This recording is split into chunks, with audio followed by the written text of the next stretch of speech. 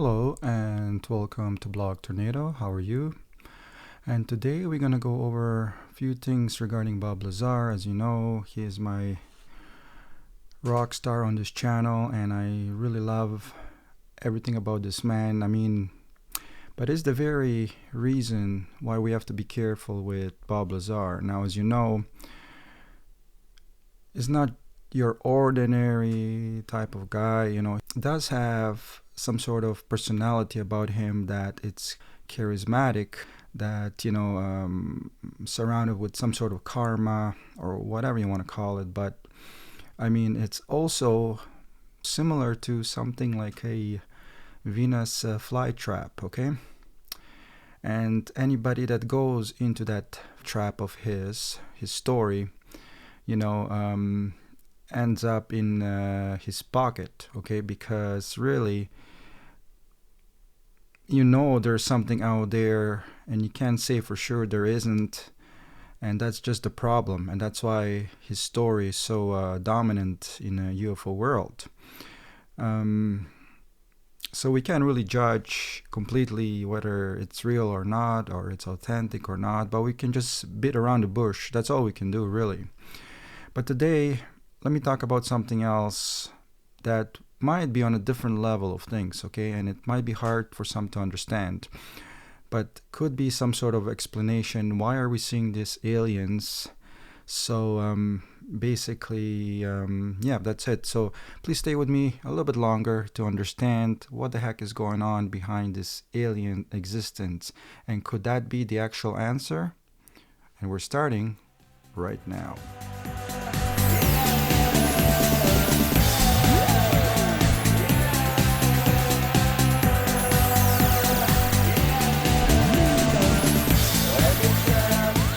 So, this is the deal with Bob Lazar, and okay, Bob Lazar is one thing, okay? Again, I titled this video Bob Lazar and Paradox or something along those lines, but if it's not, I apologize. Maybe I change the title later on.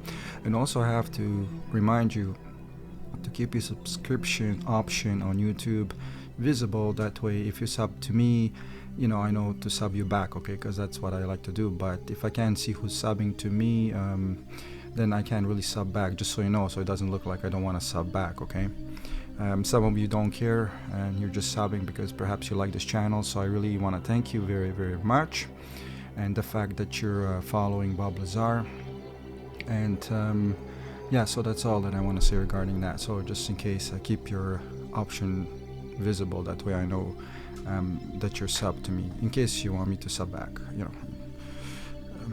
And this is the story with Bob Lazar. Now, what I think personally, and please stay with me throughout this video or however long you want to stay, but let me explain to you something about this situation, okay? This whole thing with aliens, okay? And don't forget, you heard it here on Blog Tornado first. This whole thing with aliens is the fact it could be something similar to what a record player is. Okay, hold on.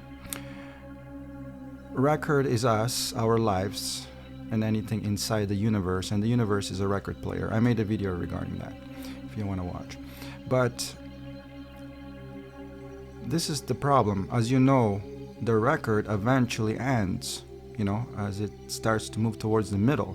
And perhaps our evolution is kind of done, okay? Because perhaps we're not really evolving anymore, and although, as you know, I don't know if you heard a story about walking sharks. Can you imagine that? So I guess there's some evolution still going on, but sharks are now able to walk, some of the species, which is incredible. So what's interesting about our universe, that perhaps, and as you know, inside universe sits inside the actual infinity itself, inside the nothingness, okay? And the universe is something, opposite of nothing. So if that's the fact, we really don't know how many times has this record of ours been playing. Maybe the universe itself is a whole record, and how many times it's been repeating. We have no way of saying. It's like what Bob Lazar is talking about. You can't, pinpoint or regulate, circulate, push or pull his story. You can't. So in this case, the same thing. We can't say for sure whether our whole lives and planets and everything we see around us has been repeated many times over. Now, how do I tie this in with this extraterrestrials? And this is why you might want to stay with me a little bit longer. What really happens is, it's like similar to a VHS tape or your regular cassette tape, okay? If somebody's recording on it many, many times, like I used to have a lot of cassettes, but eventually if you keep on recording, since I do music, if you keep on recording something over and over, you'll notice that you'll hear ghost tracks, like something. You might be able to hear music that you recorded previously because the tape is getting worn out. In some cases, this happens after 3 or 4 times already, okay? And the same with VHS tapes. Similar situation where, you can see ghost tracks or you can see some lines or something, but there really are the images from before. So we have to keep that in mind, that perhaps, could be some sort of an idea, just an idea, right? So it sounds kind of interesting because many people that see extraterrestrials, what happens, they can't really see them clearly, okay? It's like they're in some sort of sleep paralysis. That's another story, but today I'm talking about a little bit different angle here I like to present to you. So could there be some sort of ghosting going on? Like we see a lot of videos about ghosts and people hearing sounds and shadows or whatnot. We there's a lot of videos like that out there on YouTube. You have to realize that. So could this be some sort of ghosting of this never-ending repeating cycle that always happens from the past? And why is it aligned perfectly? Because it has happened many times before. The same thing. Whatever we're doing now or did in the past or whatever we see around us has happened many times over and over. And that's what I'm trying to get to today. So perhaps these aliens, which we kind of see in many cases, people are seeing like blurry images of some extraterrestrials. Nobody can say for sure it was super clear. In some ways they were either under sleep paralysis or half awake, and it's very evident when these people, alien abductees, Travis Walton, Kelvin Parker, Barney Buddy Hill, when they're talking about their experience with these extraterrestrials, they seem to be very calm about it, as if they just, as if nothing really major happened. It did happen, they remember it happened, but they're not getting too excited about it, which to me is on different level of reality. Why is this happening? Why are they not getting excited about that? And I don't know if you see my video about Bob Lazar and no element of surprise, and that's exactly what I'm trying to get to, that fact that people are not really too excited about this. Man, if I stepped inside a Ferrari, I would definitely be very excited about it. Trust me, I'd brag about it. But someone that has stepped inside a UFO, and not just that, but talk to the owners of that vehicle, come on, man. I see them as superhumans, like, I don't know, but how you view them, but I see them like gods, because pretty much, if you come to some logical conclusion, you seen the future, okay? You didn't just see a UFO. You saw an alien technology that's on a different level of our reality, okay? It's millions and millions and thousands of years, whatever is the number, ahead of our evolution, because they had a head start. And I mean, it's logical. So you can say, that we were first here on planet Earth among all the stars we see in the sky. Come on. And what's even more interesting, that when we look in the sky, okay, I bet you anything that there are life forms, perhaps even such as us, looking back at us right now as we speak in real time. We're just like a tiny dot in the sky. They're probably looking at us. And the question is, how many of these planets are there? Maybe I'm just like giving an example of one thing, but it could be thousands and thousands of planets with life on them that they're actually looking back at us right now. So like we are doing it ourselves when we look up to the stars. And not just that, and as I explained before, these people, alien abductees and Bob Lazar, the fact that they've seen this type of technology, which should be all above other stories, and this is the reason why I'm telling you why Bob Lazar is so interesting to me, and any of these alien abductees, as a matter of fact, or anyone for that matter that have seen a UFO. Why to me this is, well, I did see orbs myself. Okay, that's fun to see. I mean, it was classical example of orb behavior. Multiplying, hovering in the air, and you can read more about it at blogtornado.com. In UFO section, there's a UFO and orb article that talks about this experience that I had. I wrote it. Just a simple story, nothing major. But the people who have seen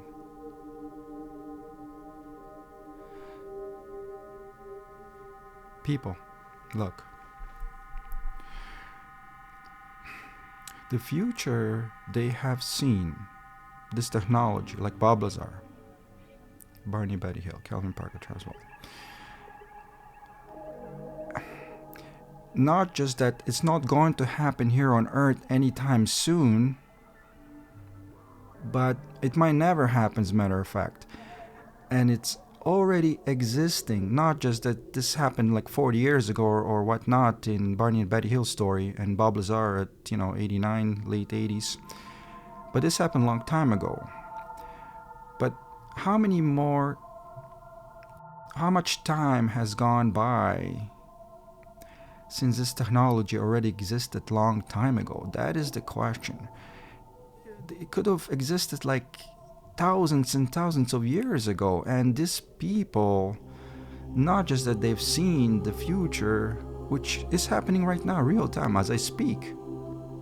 That is the future, my friends. It's not what's coming down the road towards us. We are not the future masters here, by all means, because again, if you believe in Bob Lazar's story, you have to understand what he's seen there. Okay, something that can bend, distort time and gravity, and bend time and space, or something like that, and fly in speed of light, and has its own gravitational, shield, or whatever you want to call it. I mean, again, Bob Lazar himself said we cannot understand this type of technology, and there goes the kudos right to him right away, because he's right. It just makes sense. I'm not saying it's right or anything like that. I don't underestimate any scientists at S4 or anything like that, but I'm thinking logically that if technology is thousands and thousands years ahead of our evolution, then they had a head start to kind of chisel this thing out, in a careful manner, but they had a lot of time to do it on top of that. So that's what I'm trying to say. And that's the whole spiel about this. But not just that. Look, as you've seen extraterrestrials yourself, not yourself, but people that has, and they all talk about one thing: grace, alien grace. Big heads, gray skin. But look, they don't look like snakes. They don't look like flies. They don't look like seahorses. They don't look like birds. They look like us. Okay? Hands, feet, heads, body. They closely resemble us. If those stories are true, but the fact that it's passing around everywhere, around this alien abductees, about this, and whoever seen this grace, I mean, a lot of people have seen them, and I'm saying that, based on a fact, if you connect the dots, you kind of see it clearer that perhaps grays exist. I can't speak for certain, but what I'm trying to say is that people seen such extraterrestrial beings, okay? A lot of them talk about similar looking beings, okay? And that's the, if people keep talking about something, at some time, at some point, you have to believe them, okay? It's what police investigators are going to do, okay? If the person is constantly talking something consistently, eventually they understand that perhaps there's something that did happen, okay? But if you just say it once or twice and then you never hear from this person again, then obviously they're most likely making it up. But to be repeating it all the time, it's a totally different ball game. And that's another thing about Bob Lazar we have to keep in mind, okay? Because him talking about this quite often, and he never changes the story, okay? It's always the same. That's evident with Jeremy Corbell's show, documentary, and Bob Lazar. So some sort of picture is starting to manifest because of this. But we have a problem, major problem on our hands as far as Bob Lazar goes. And I was talking about aliens, and now I sidetracked into something else. But look, the ghosting effect that we talked about, okay? So I'm sure you understand what I mean. So we'll leave that aside for now and move on with Bob Lazar, and why I mentioned about him being like a Venus flytrap plant. Because anybody that falls into his trap is basically been eaten alive, which works so well in so many ways. First of all, it actually backfires, which is a positive thing for Bob Lazar, which is not necessarily a positive thing Bob Lazar, because Bob Lazar told this story for a reason, okay? He want everybody to know that existence of this UFOs exist at S4. But it was not his intent, I really don't think, even though I did talk about it before as far as popularity goes and so forth. But I don't think he told the story to the public because of the fact that he wants to become popular. Again, I talked about that, him being popular, and he might have chose that route. But look, again, another angle here, and we have to look at it from all the sides, right? So he didn't tell his story to the public because he wanted to become famous off it. Because I can imagine their reaction, and the fact that he talked about it, that they would come after him. So of course he wants to cover his butt, right? He wants everybody to know about it. So if they come after him, the world will know that these people might have done something to him, which they already have, point a gun at him, according to Bob Lazar. And so we don't know what the reasons were behind this whole story, but that's one of the reasons. But the thing is here, if he told the story to the public, again, he didn't want to say it because he wanted to be famous, okay? We'll dismiss that fact. He told it because he got excited, and again, he could have told it because he wanted to cover his butt, because they know S4 is going to be after him, which they always are, spying on him all the time, and tapping his phone and conversations, and that already happening even now with him, as far as his interview with Joe Rogan is concerned. So now, that's one thing. But what really happened is that perspective, or the shift of the public eye, has shifted towards him, okay? And that's why I'm saying this is a trap, but works really good for S4, because we're really being distracted by this story, and we're connecting it to the aliens somehow, and we're completely forget the fact that this happened like 30-40 years ago.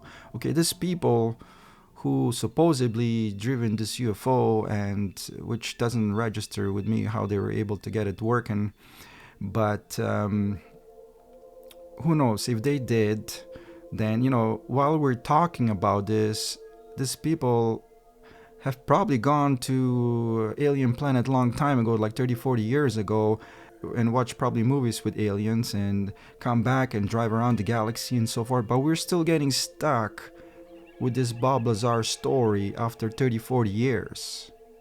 And I'll just demonstrate right now here at Block Tornado what I mean. After 30, 40 years of this story, and maybe even more, who knows how long those UFOs been around before Bob Lazar got hold of them. After so many years, only up until now, this Storm Area 51 comes up. I mean, that is so ironic, it's not even funny. I did talk about, it just doesn't make sense to me that after so many years, finally we kind of opening our eyes to this, okay? And to be honest, it's the newer generations that are doing it, okay? And this is kind of sort of part of that evolution that I was talking about sharks able to walk in the water, in the ocean floor. Like, for instance, Greta Thunberg. You see, people are getting younger and younger and more louder and louder. And that's exactly what's happening with Storm Area 51. There's some evolution going on. I mean, it's these teenagers now that are, going directly for this story, right at the source of things, while our generations were pretty much hiding in the bushes at the time, spying on Area 51, and we're still doing that. But this generation, the new generations, are just like straight out. And that's some sort of evolution. Not just that, but they seem to be growing some kind of wings, Naruto wings. I don't know, is that part of the evolution too? I don't know. Maybe we're going to evolve into birds. As far as this UFO story goes, it ties in with that somehow. But again, his story fired backwards. Instead of him revealing the truth to the public of what really happened to make them aware and go after S4 or who knows, US military, instead we went after Bob Lazar. And this is long and time forgotten where those UFOs are right now. This is so far in the past now, but we're still kind of giving all this hype to Bob Lazar, which is sort of a naive thing to do. I mean, if, we have to start making shortcuts, okay? That's all I'm saying. And the right shortcut perhaps is the Storm Area 51 here, because, they just went directly at it. And that's what I'm talking about. That has to be kind of, you see, the problem is very simple, okay? People are getting curious, but not just that. What is not fair here is the fact that these people got hold of this UFO, and of course, finders keepers, but it's really not fair that we are funding this kind of operations with our own money, but they're hiding this from us. It's a human nature to be so selfish. It's normal, actually. And that is just a problem about this, what bothers me here, that, they're not sharing anything at all. And it's this innocent man that told us the story. And not just that, we're more interesting about him rather than the UFOs that were hidden, that the US military took it. And that's the problem that's really going on here. So, I would like to keep that awareness that we need to focus on where those UFOs are at the moment, rather than focusing on Bob Lazar. Just for a fact, I can tell you, I've seen something in the sky that I can easily relate to Bob Lazar, that there is something in the sky, especially if you're a UFO witness. So you don't have to worry about Bob Lazar as much, okay? Bob Lazar is pretty much just a fun guy to talk about in his story, right? If you're going to release such a story to the public, of course there's going to be some feedback, as you can already see on my channel how much of a feedback that is, if you're really interested in extraterrestrials. But in this case, it's what I'm trying to tell you. we have to keep the awareness of the fact, where are those UFOs now? As you sleep in your bed, wouldn't you want to know that you're sleeping next to the UFOs on Earth somewhere at the same time, in real time? I'm sure a lot of people are fascinated with cars, Lamborghinis, Accelera, or you name it. But knowing there is a vehicle here on Earth that can distort time and space and has its own gravity, that's a little bit of a different kind of make of a vehicle there. And the fact that it's here on Earth as we speak is what it seems to be, just doesn't click to some people, that how valuable this whole story of Bob Lazar is. And that's the reason I'm making so many videos about him, because to spread the awareness of this UFOs actually existing here on Earth as we speak right now in real time. And again, this technology is certainly not 100, 200 years old. This could be thousands of years old, and if you have such a head start in evolution and so much time to work on it, I'm sure you're going to come up with something neat, right? Like I said, perhaps it can hold antimatter, which no technology on Earth right now can do such a thing.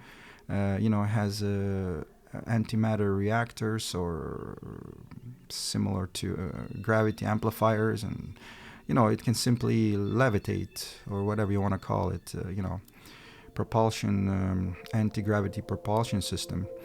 But we don't have such technology at the moment, although there are some ideas out there. I mean, I've seen it. I mean, you can definitely, those people are somewhat on the right track, but, to make it fully functional like that, it's a totally different ballgame.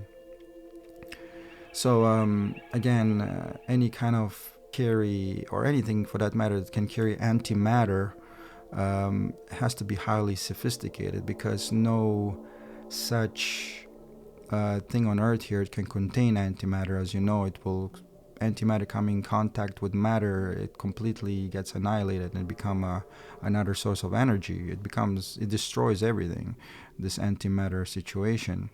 So now, if those UFOs do possess antimatter inside them, it's certainly not a safe type of situation, because we're stuck with these UFOs that are carrying this lethal entity from outer space, which is really the complete destruction here of these particles, what they really are capable of.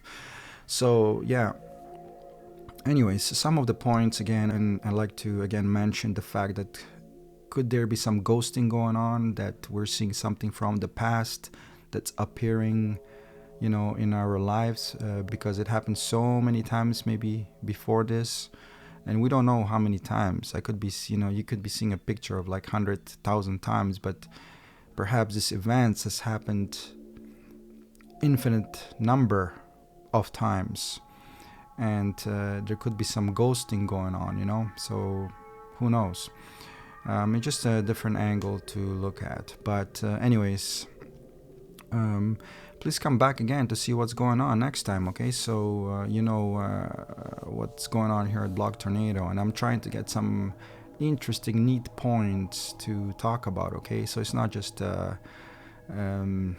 it's definitely some sort of entertainment, but it's not really entertainment channel, so it's more about again, I do have UFO Priest series, if you want to check that out. That's more like self-help or whatnot you want to call it, but more for that kind of audience. But Bob Lazar, and UFO in general is what I do like to talk about. And if you come back, please do so. I think I decoded the Atlo Pass once and for all. Please check that video out. The Atlo Pass UFO Orbs Decoded, okay, that's the title of that.